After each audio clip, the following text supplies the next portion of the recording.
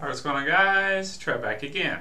Here to bring you another video. This one's going to be doing the versus matchup. Haven't done one of these for a while. This is a viewer requested topic. My apologies, forgot to write down who requested it. And now I can't find it, but I remember the idea and a lot of people seem to want to see it. So let's go ahead and do it. This one's going to be a breakdown between the Walking Dead television series Merle and the Walking Dead comic book series, at least up until this point, Negan.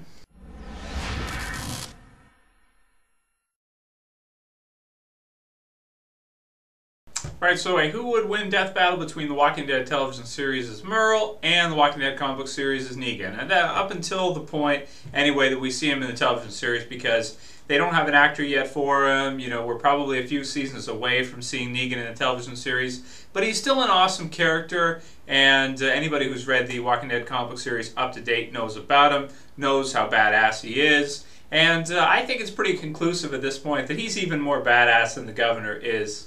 Even the Governor in the comic book series or the television series, either or.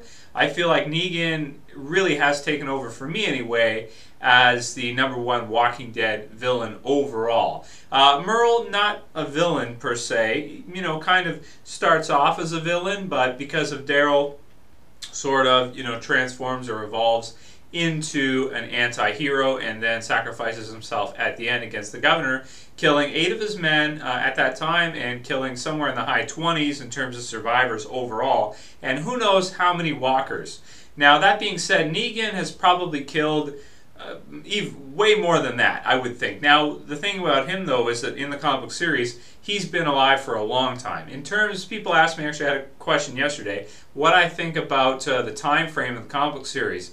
Well, we've never had any official confirmation of how long into the zombie apocalypse the comic book series is. We know it's 112 issues in, but we don't know how many years, we don't know how much time. I don't think we've seen winter for a while. There was winter at the beginning of the comic book series, but I don't recall that happening again. But that could just be, you know, I don't believe that that's all happened like within 1 year or 2 years. The comic book series, all these events have happened. It's got to be, because it's been 10 years of the comic book series going, so it's got to be at least, I'd say, logically from reading it, you'd have to say at least probably 5 or 6 years in the Walking Dead universe time, unless Robert Kirkman has said different or will say different. I would put it, I would think, approximately at 5 or 6 years in. So in terms of Negan's kill count, it is probably really high. Probably somewhere in like the hundreds, you know, of survivors, and in terms of thousands of walkers, at least thousands, maybe tens of thousands at this point, the amount of walkers he's killed. Weapon of choice, of course, he likes the seal, his baseball bat. We've seen him now use a hunting knife, good-sized hunting knife, to kill, was it Spencer? I think it was Spencer.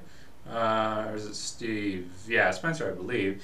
And then, of course, we've never really seen him use guns, but we know his men do use guns. Now, in terms of a versus matchup when you include Negan's men, makes no sense. He's got almost 100 fighters, or somewhere between 50 to 100 fighters in his saviors that we know of. So obviously Merle would be no match for anything like that, of course. But in a one-on-one, if we were going, you know, one versus the other by themselves, who would win? Well, you know, there's a lot of unknowns. Like I said, we've never seen Negan use a firearm, and so that's, you know, obviously if Merle's going to bring like an assault rifle or something, or even a handgun, and Negan just has his baseball bat and knife, even though he's really tricky and really smart and everything of the sort, you know, you'd still have to go with the guy who's got the gun, of course, one-on-one.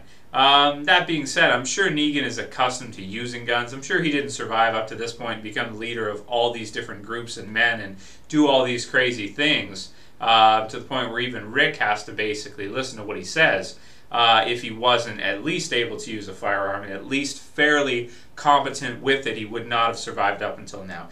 Also, he mentions how, you know, using guns against the dead is really stupid, and that his group basically only saves guns for the living. They do not use guns against the dead. So that just gives you sort of an idea of strategically the mind of that type of character, where he's just this like zombie mob boss that uses other groups to do his work for him, like he's building an empire, you know, type of thing. Building an empire. I don't know if you guys can see my shirt from here. Anyway, yeah. There we go. Okay, now you can see it. Breaking Bad fans know what I'm talking about. Building an empire. Anyway, So with regards to, back on topic here, I mean, let's say Merle's got a slight advantage with the guns. Let's put him there.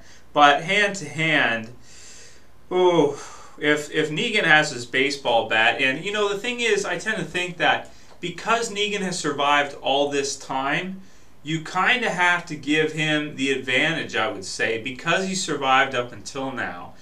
Merle's tough as nails. Don't get me wrong here. He's tough as nails. Michael Rooker's the man and everything like that. He'd probably have an advantage with his gun, but not much of one.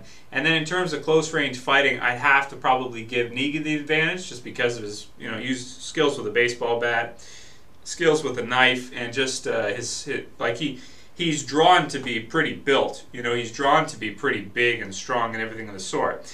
And, if you're going to become a leader of all these kinds of different groups and everything like that and intimidate people to that degree, and to the point where he'll even beat to death characters over the head with a baseball bat without really much of a second thought, he's that cruel. Ooh, I think in a straight one-on-one, as much as I love Merle, like, don't get me wrong, I think that Michael Rooker's Merle is an amazing character. I think he's awesome, really, really cool, and hardened and everything like that, killed all these people, and is really fearsome and everything of the sort by himself. I still think in this matchup I'd have to go with Negan. He's just like the ultimate, he's one of the most badass characters in all The Walking Dead. I can't wait to see him in the television series and what he's going to be like. But in terms of the comic book series version versus Merle, I think I'd have to go with Negan. Once it comes to close range, if the gun battle doesn't, if the gun battle is kind of a stalemate and they run out of ammunition or whatever the case may be, as soon as it gets to close range with Lucille, I'd have to go with Negan, I think. He's just, you don't become that big unless you're really, really tough, and have that many people listen to you unless you're feared to that degree. And Negan is that. So that's my thoughts on who would win this death battle. I think Negan would win, even though I like Merle better. I'd like to say Merle would win, but I can't do that because that's not really honestly giving my opinion because of how badass Negan is with a baseball bat, everything of the sort, how cruel he is. He's a great fighter, everything of the sort. I'd have to go with Negan. So anyway, thank you guys for this one. Sorry I forgot, like I said before, I forgot to write down the person's name who suggested the video. But if you guys have any other ideas for versus matchups, please feel free to write them below. Doesn't have to be The Walking Dead, could be anything really. I'm going to try to do quite a few videos today, so we'll see how that turns out. Anyway, I hope you guys enjoyed it, and got a couple more coming the next few days, and of course this weekend should be good with lots of info and stuff coming out from Comic-Con.